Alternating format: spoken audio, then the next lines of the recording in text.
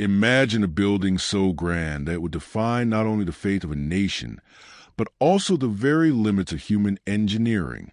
A temple rising nearly 100 feet tall, built with interior walls covered in 27 tons of pure gold, bronze columns stretching over 26 feet high, an enormous cherubim, 15 feet tall, completely overlaid in gold, touching the walls of its most sacred chamber. We're not talking about a legend. We're talking about Solomon's Temple, the most expensive, most complex, and most technologically advanced construction of the entire ancient world.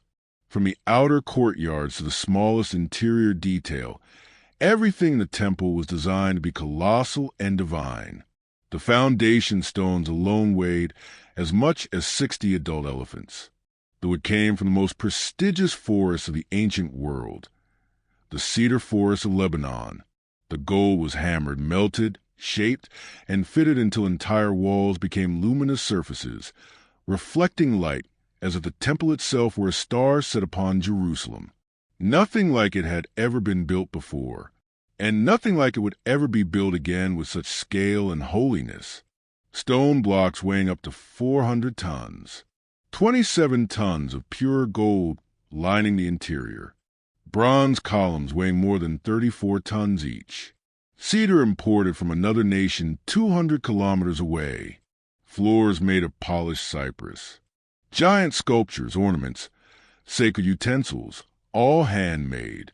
The combination of these resources created a structure so immense that, even today, no other building from that era comes close to matching its scale. Modern engineers look at the temple's dimensions and remain baffled. No cranes, no metal pulleys, no heavy machinery, no power tools, no dynamite, no steel. How do you cut stones heavier than a commercial airplane? How do you move them across mountain terrain with no proper wheels?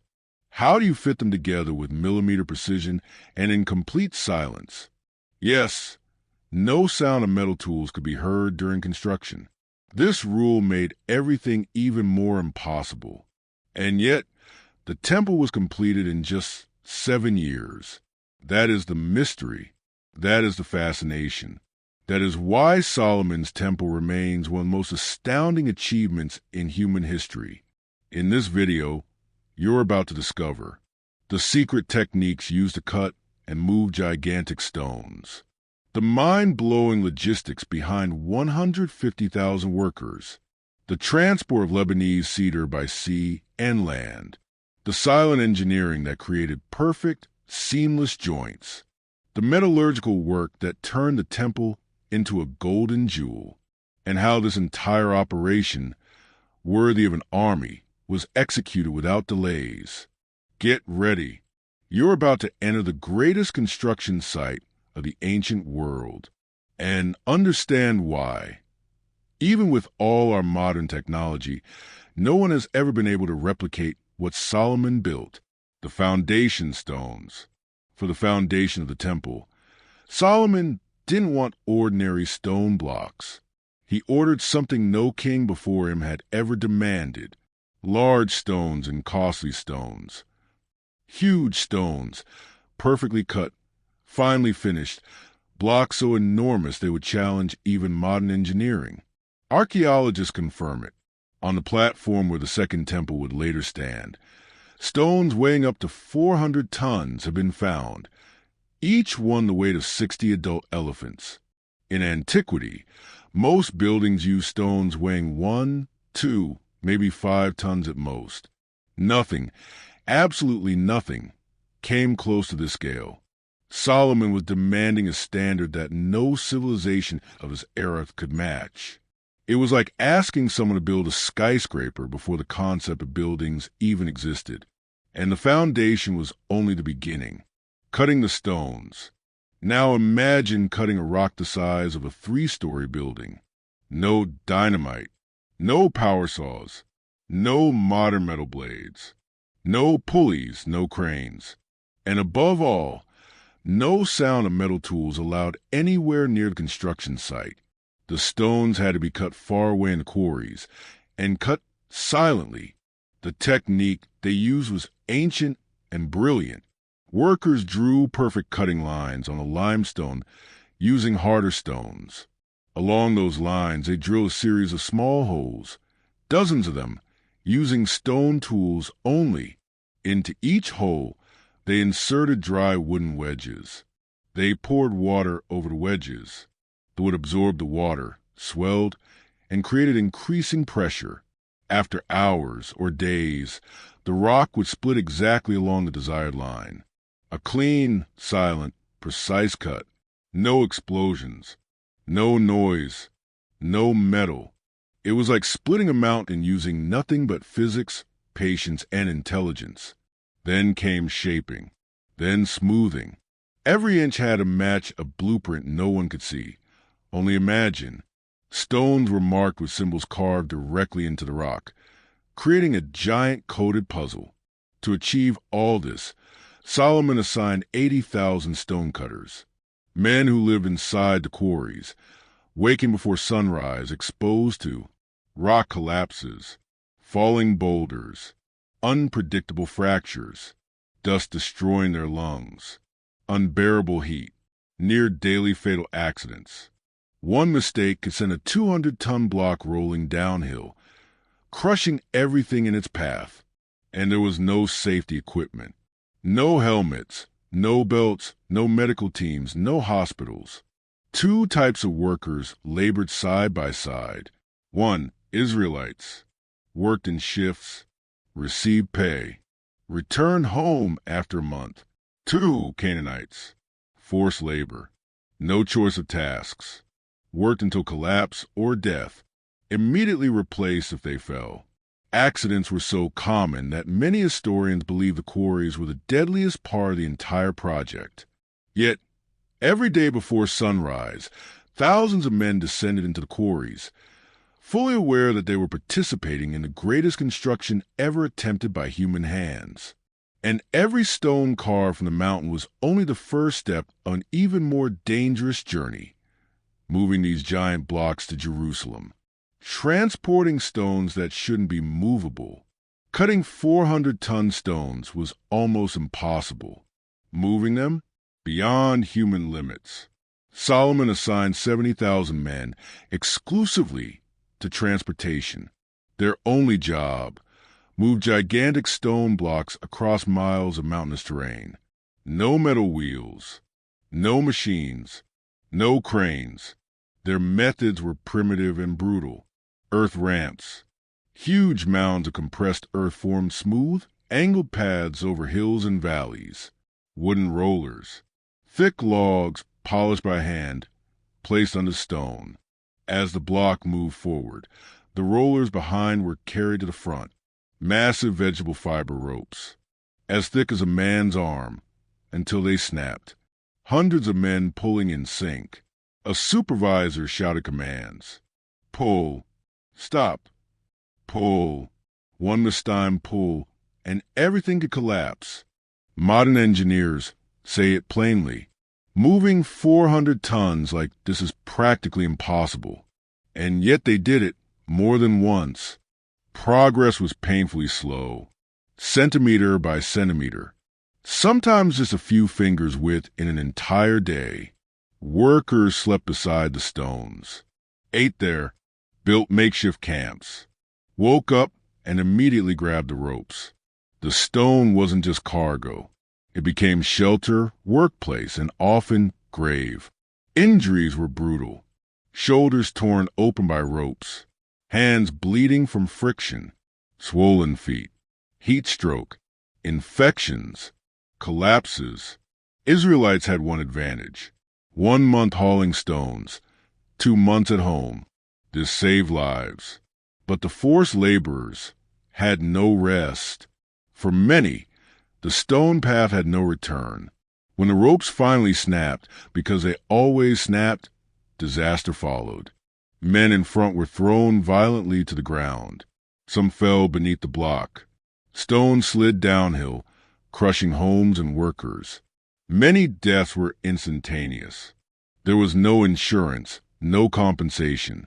A dead man was replaced the next morning. And still, the transport never stopped. The temple had a deadline, bringing cedar from Lebanon. While thousands battled stones, another colossal challenge took place hundreds of miles away, bringing Lebanese cedar, the most valuable, durable wood of the ancient world, to Jerusalem. Israel had no cedar. Lebanon did, but was ruled by Hiram, king of Tyre, Solomon's closest ally. Their agreement, recorded in the Bible, was enormous. Lebanon would supply cedar and expert woodcutters. Israel would pay with food, tons of it. 20,000 cores of wheat, over 4 million liters. 20,000 baths of oil, over 2 million liters. It was practically an international treaty. The operation began. 10,000 Israelite workers sent to Lebanon, rotating shifts, 1 month of labor, 2 months at home. Phoenician lumberjacks, considered the best in the world, worked alongside them, felling 100-year-old cedar trees with enormous trunks. Trees were cut, trimmed, marked, tied for transport. But cutting trees was only the start. Sea transport, stage 1, across the Mediterranean. The logs were tied together into massive floating rafts, guided by smaller Phoenician boats. But the risks were enormous.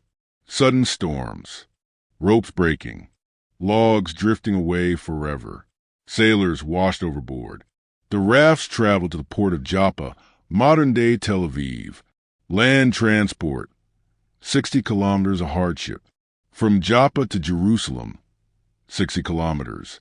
Not flat terrain, mountains, valleys, narrow passages. Logs were fragile and expensive. A deep scratch reduced value. A crack ruined the log. Workers suffered. Fevers, infections, sunburn, nights in the cold, hunger, animal attacks, respiratory illness, extreme exhaustion. No doctors. If you got too sick, you were replaced. If you died, you were left behind. Still, the logs arrived. Each one entering Jerusalem was celebrated. They were essential to the structure. Stone gave strength. Cedar gave shape. Gold gave glory. And all of it slowly reached Mount Moriah, the silent construction site. Imagine a construction site with thousands of workers, massive structures, and tons of materials, all happening with no sound of iron tools. No hammers, no chisels, no metal clanging, just footsteps, ropes tightening with creaking, stones sliding. This wasn't a preference. It was a sacred law. Using iron on the holy mountain was forbidden. Why? Iron was associated with blood and war. Silence represented reverence. Anyone who broke the rule faced punishment, sometimes physical, sometimes spiritual. That meant everything arrived already finished. Nothing could be cut or reshaped on site. Each stone had to fit perfectly the first time. The temple was assembled like a giant Lego set, but with blocks weighing hundreds of tons. Excavations today still reveal the ancient builder marks. The construction site felt supernatural. Thousands working quietly, under watchful eyes of guards and priests. A single mistake could cost a man his job or his life. The silence turned the entire project into a ritual. The gold. Solomon brought a master craftsman from Tyre, Hiram, an expert in bronze and gold. He oversaw the 2 massive bronze pillars, Jachin and Boaz, the huge bronze basin, the interior gold coverings, the giant cherubim, all utensils. 27 tons of gold became, hammered sheets, sculpted ornaments, glowing walls, polished furniture.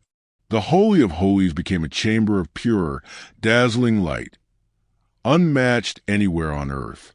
The workforce, 150,000 men. Solomon organized a near-military system. 3,300 supervisors, 550 chief overseers. Israelites worked in rotating shifts. Forced laborers worked non-stop, Strict discipline, clear rewards, immediate punishments. Everything was timed and coordinated flawlessly. The result? 7 years of construction without internal conflict, without delays, without interruption. The dedication of the temple. After 7 monumental years, the temple was complete. The dedication was a climax of an impossible project. All Israel gathered. The Ark of the Covenant was carried into the Holy of Holies. Survivors of the quarries, carriers, and artisans watched their work reach its destiny. A divine cloud filled the temple. Priests could not stand to minister. 22,000 cattle and 120,000 sheep were sacrificed. A national celebration erupted. It was not just a building. It was a convergence of engineering, labor, faith, and divine presence. In the end, Solomon's temple represents extraordinary engineering, immense human sacrifice, unmatched logistics, deep spiritual meaning, a construction completed 3,000 years ago that modern technology still cannot replicate. Subscribe to our channel to keep exploring content like this.